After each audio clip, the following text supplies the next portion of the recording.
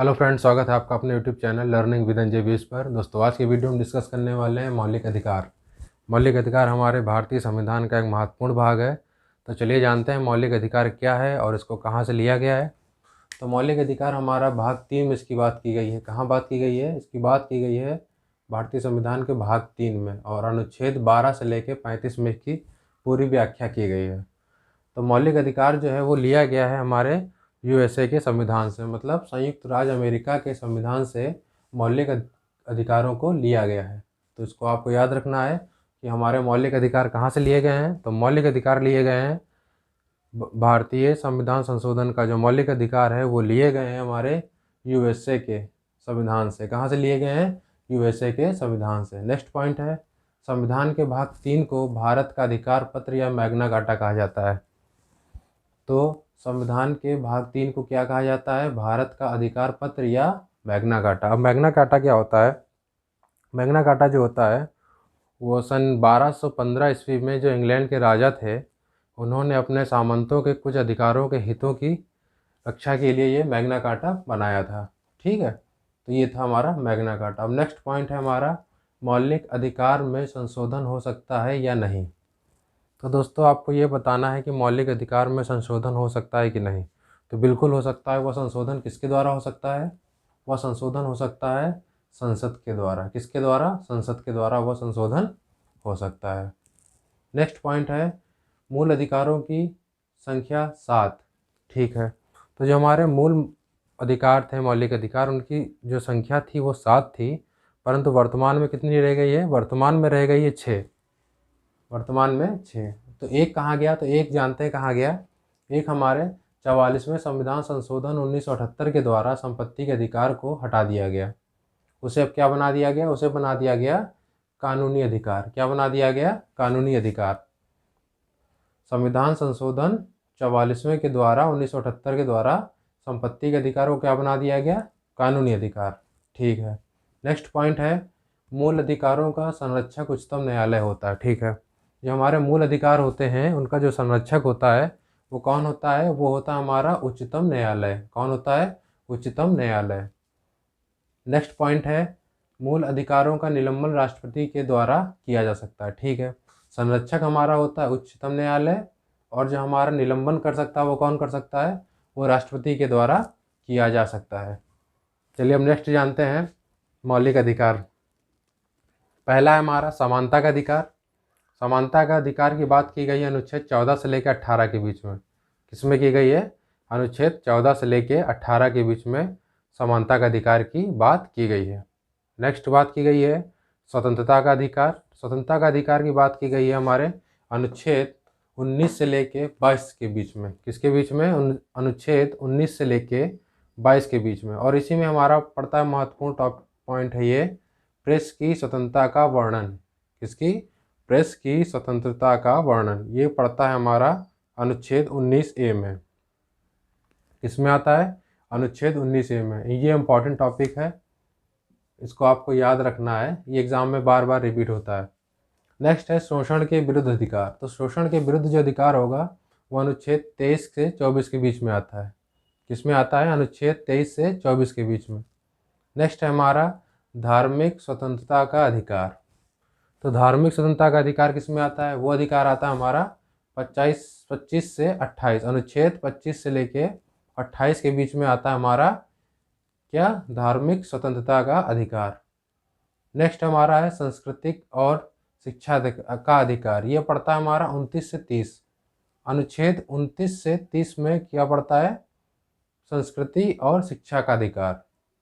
Next है संवैधानिक उपचारों का अधिकार।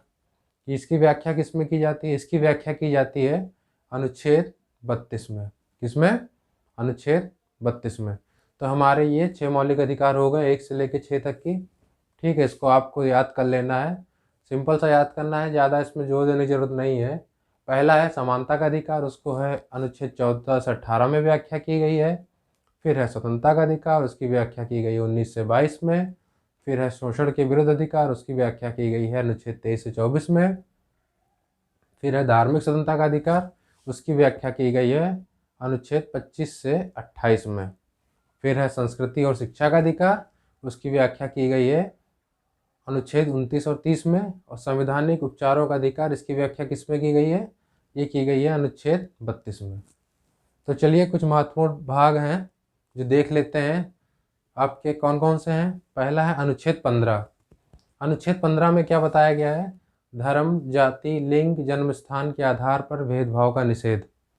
तो हमारे समानता का अधिकार में ही आता है अनुच्छेद 15। इसमें बताया गया है कि आप किसी व्यक्ति की धर्म, जाति, लिंग कि उसके आधार पर आप उसके साथ भेदभाव नहीं कर सकते। अगर आप करते हैं तो क्या है, वो आपको दंड उसके लिए दिया जाएगा, ये निषेध माना गया है। नेक्स्ट है अनुच्छेद 17।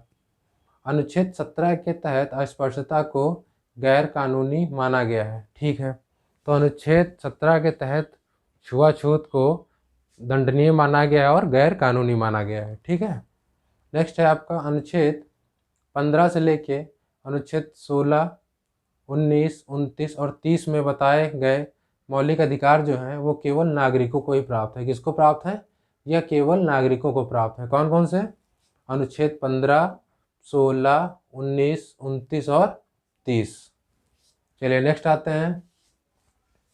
नेक्स्ट हमारा है अनुच्छेद 19। अनुच्छेद 19 में जो है वाक और स्वतंत्रता को बताया गया है। क्या बताया गया है, वाक और स्वतंत्रता को। इसमें आपको बोलने की आज़ादी दी जाती है, सभा एकत्रित की आज़ादी दी जाती है, आप कोई भी व्यवसाय करना चाहते हैं उसकी आज़ादी दी जाती है, आप पूरे भारत में कहीं भी भ्रमण कर सकते हैं उसकी आज़ादी दी जाती है। तो कौन सा है, अनुच्छेद 19। नेक्स्ट है अनुच्छेद 21। अनुच्छेद 21 में क्या है, प्राण एवं दैहिक स्वतंत्रता का संरक्षण। क्या है, प्राण एवं दैहिक स्वतंत्रता का संरक्षण।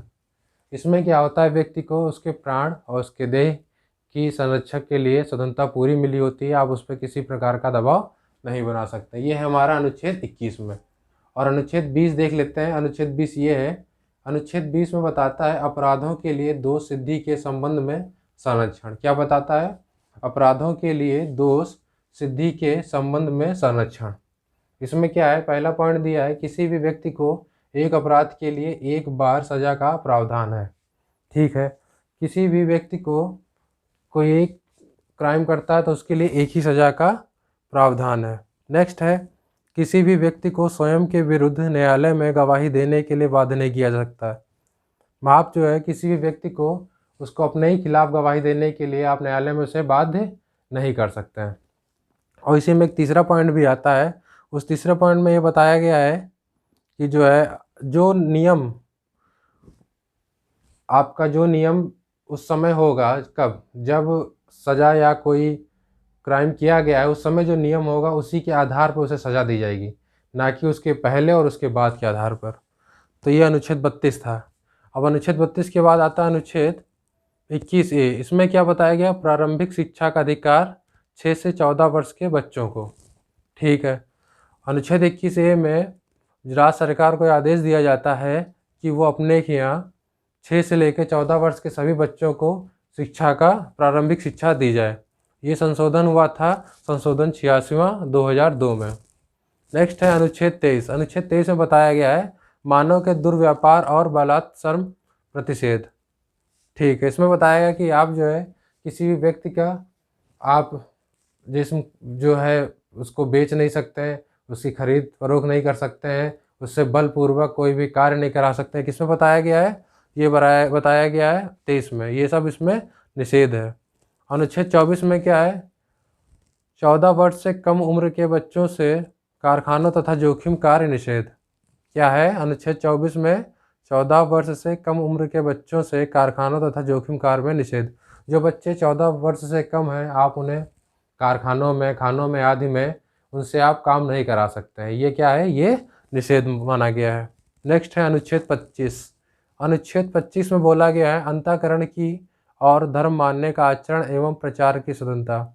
इसमें व्यक्ति जो है किसी भी धर्म को मानने के लिए स्वतंत्र है, वो उसका प्रचार प्रसार कर सकता है, उसमें किसी प्रकार की रोक टोक नहीं दी जाएगी। वो अनुच्छेद किसमें बताया गया, अनुच्छेद 25 में। नेक्स्ट हमारा है अनुच्छेद 29।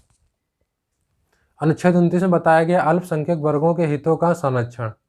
ठीक है, जो अल्पसंख्यक वर्ग हैं वो अपने संस्कृति को बचाव कर सकते हैं तथा उनकी संस्कृति, जाति या उनके धर्म के आधार पर उनको किसी भी सरकारी शिक्षा संस्थान में आप उसे एडमिशन लेने से नहीं रोक सकते। ये किसमें बताया गया है?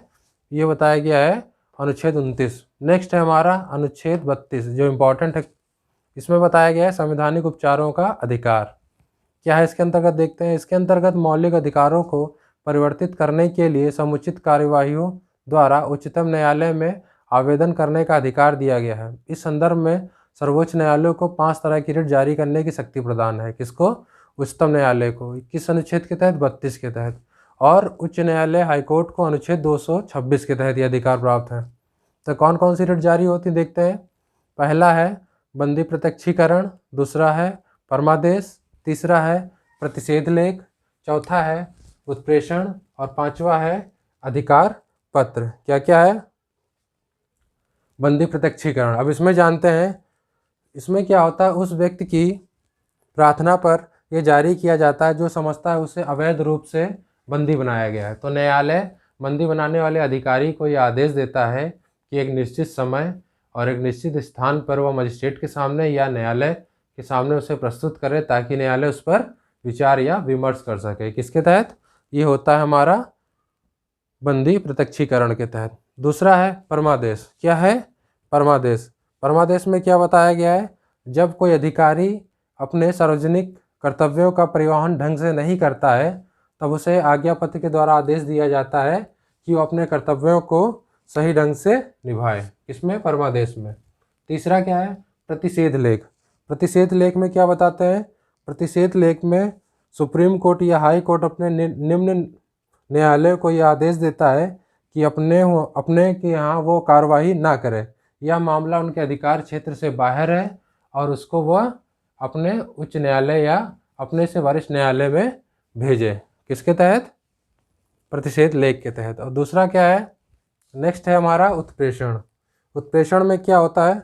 उत्प्रेषण में वरिष्ठ न्यायालय अपने से अधीनस्थ न्यायालय को यह आदेश देता है कि उसके वहाँ जो लंबित मुकदमे पड़े हैं उनको जल्द से जल्द वो अपने वरिष्ठ न्यायालय में भेजे। किसमें? वरिष्ठ न्यायालय में। ये किसमें है? उत्प्रेषण में है। नेक्स्ट है हमारा अधिकार परीक्षा लेख। अधिकार परीक्षा लेख कब जारी किया जाता है? यह जब जारी किया जाता है जब कोई अधिकारी ऐसा अधिकारी के रूप में कार्य करने लगे जिसका उसे वैधानिक रूप से अधिकार नहीं है। तब उसमें क्या करते हैं? उस लेख के द्वारा उससे पूछा जाता है कि आप किस अधिकार के तहत ये कार्य कर रहे हैं। अगर वो उसका संतोषजनक उत्तर नहीं दे पाता है तो उसको क्या कर दिया जाता है? उस कार्य करने के लिए रोक दिया जाता है। तो ये हमारे 5 प्रकार के रिट थे। नेक्स्ट है संवैधानिक उपचारों के अधिकार को डॉक्टर भीमराव अंबेडकर ने संविधान की आत्मा कहा है। ठीक है, क्या कहा है? संवैधानिक उपचारों के अधिकार को डॉक्टर भीमराव अंबेडकर ने क्या कहा है? संविधान की आत्मा कहा है। किसे कहा है? संवैधानिक उपचारों के अधिकार को। नेक्स्ट है, ये तो हो चुका अनुच्छेद 20। नेक्स्ट है ये क्वेश्चन क्या है? डॉक्टर BR अम्बेडकर ने संविधान की आत्मा किसे कहा है? तो किसे कहा है? संवैधानिक उपचारों के अधिकार अनुच्छेद 32 को। नेक्स्ट है भारतीय संविधान की आत्मा किसे कहा जाता है? वो कहा जाता है प्रस्तावना। तो इसमें आपको कंफ्यूज नहीं होना है। जब डॉक्टर भीमराव अम्बेडकर का नाम आ जाता है तो वहाँ आपका हो जाएगा संवैधानिक उपचारों के अधिकार अनुच्छेद 32। अगर पूछता है खाली भारतीय संविधान की आत्मा किसे कहा जाता है तो वो आ जाएगा आपका प्रस्तावना। नेक्स्ट पॉइंट क्या है? अनुच्छेद 20 और 21 मूल अधिकार राष्ट्रीय आपातकालीन के दौरान स्वतः समाप्त नहीं होते हैं। कौन से नहीं होते हैं? अनुच्छेद 20 और 21। तो आपका ये मौलिक अधिकार का एक छोटा सा वीडियो था। उम्मीद है आपको पसंद आया होगा। इसी प्रकार के वीडियो पाने के लिए आप हमारे चैनल को सब्सक्राइब करना ना भूलें। Thank you.